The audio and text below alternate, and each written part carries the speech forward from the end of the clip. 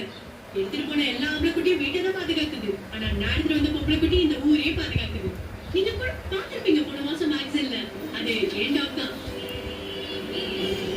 So பெண்கள் நான் குட்டியில விட ஆண்களுக்கு சகஜங்களே இல்லைங்க. ஆணும் பெண்ணும் சமம். Same power. ஓகேவா? சூப்பர் பவித்ரா, இவ்வளவு போல்டா பேசுறீங்க. உங்க லைஃப் பிளான் என்ன படிக்க போறீங்க? What next? I want to become a lawyer. Criminal lawyer. அம்மாடி, பிசிக்ஸ்ல சண்டை வாங்கியிருக்கீங்க. தமிழ், இங்கிலீஷ், மேக்ஸ் இதெல்லாம் ஓகே. பிசிக்ஸ்ல சண்டை வாங்குறது அவ்வளவு சுலபம் கிடையாது. இன்ஜினியரியாக போறேன், நாசாவுக்கு போக போறேன்னு சொல்றீங்க. எதிர்பார்த்தா வக்கீலாக போறேன்னு சொல்றீங்க. நாடு நாசமா போய்கிட்டு இருக்கு. நான் நாசமா போய் என்ன பண்ண போறேன்? இங்க அரசு சரியில்லை, அரசு அதிகாரிகள் சரியில்லைன்னு சொல்லிட்டே இருந்தா எப்படி? நம்ம ஊரு நம்ம தானே யாராவது இறங்கி சரி பண்ணணும். அதுக்குதான். அதுக்கும் வக்கீலுக்கும் என்னமா சம்பந்தம்? சிம்பிள் தான். இங்க சட்டமும் நீதித்துறையும் சரியா இருந்தா ஒரு நாடு உருப்படும். புரியல? தண்டனைகள் கடுமையா மாறணும். அந்த நாட்டுக்கு போனா இப்படி பண்ண முடியாது. ஐயோ, இந்த நாட்டுக்கு வந்தா இப்படி பண்ண முடியாது. பணியன் வெளிநாட்டு பெருமை பத்தி பேசிட்டு இருக்கோம். ஏன் அங்கெல்லாம் சட்டம் சாட்டை அடி அடிக்குது. பெண்ணை ரேப் பண்ணா நடு ரோட்ல நிக்க வச்சு தலைய வெட்டுறாங்க. ஆனா இங்க ஒருத்தனோட ஒரு சுண்டு பெரும் தண்டனை இருக்கிறது மட்டும்தான் ஆண்டு.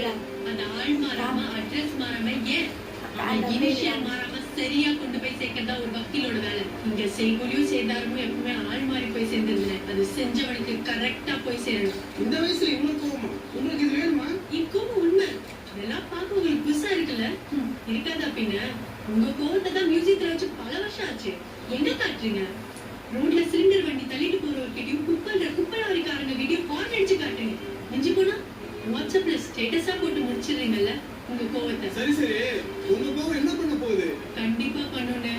என்ன தினம் தூங்க விடாம பேய் மாதிரி தொட்டிட்டு மெகா சீரியல் மாதிரி இழுத்துக்கிட்டே போற பல கேஸ் இருக்கு. விட்டா நாளைக்கே வாதாட போயிடுவேன். அவ்வளோ வெறி. இந்த வக்கீல் கூட்ட மாட்டேன். ஏமா, இப்பதானே நீ +2 முடிச்சிருக்க. இன்னும் எத்தனை வருஷம் இருக்கு வக்கீலாவ? அப்புறம் இந்த கேஸ்க்கான எவிடன்ஸ் பாயிண்ட்ஸ் எல்லாம் எங்க கலெக்ட் பண்ணுவ? என்ன பண்ணுவ? என்ன நீங்க எல்லாம் இருக்கும்போது நான் என்ன அலைய போறேன்? சரி சொல்லுங்க, மொத்தம் எத்தனை பத்திரிக்கை இருக்குன்னு? என்ன, ஒரு 230 இருக்கும். இந்த 230 பத்திரிக்கையிலும் ஒரு செய்தியை ஒரே மாதிரி சொல்றதுலே ஒவ்வொருத்தரும் தனித்தனி கதையெல்லாம் சொல்றீங்க. அது போதுமே. அத்தனை ஓட்ட அவ்வளவு பாயிண்ட்ஸ் பண்டிலா கலெக்ட் பண்ணி வச்சிருக்கேன். எந்தெந்த கேஸ்? அது இருக்கும் ஒரு 100 கேஸ். அதுல ஒரு 4 முக்கியமான கேஸ் மட்டும் சொல்லுங்க பார்க்கலாம். மினிஸ்டர் பசங்க பண்ண கேங் ரேப், தமிழ்நாட்டின் பெரும்புள்ளியோட மெடிக்கல் காலேஜ் கிளாஸ் ரூம்ல நடந்த 6 பெண்கள் சூசைட், தமிழ்நாட்டின் கலியுக கடவுள் சுவாமிகள் மர்ம ஆசிரம கேஸ். அந்த 4 கேஸ யாருக்கு தெரியுமா? அதை விட அவங்க பேக்ரவுண்ட் ரொம்ப முக்கியம். இந்த கேஸ் எல்லாம் ஹேண்டில் பண்றது யாருக்கு தெரியுங்களா? The Ashok Mithran, number 1 criminal lawyer. இப்படியே பில்டப் பண்ணி எதுக்கு பேசவே விட மாட்டீங்கல்ல? கொஞ்சம்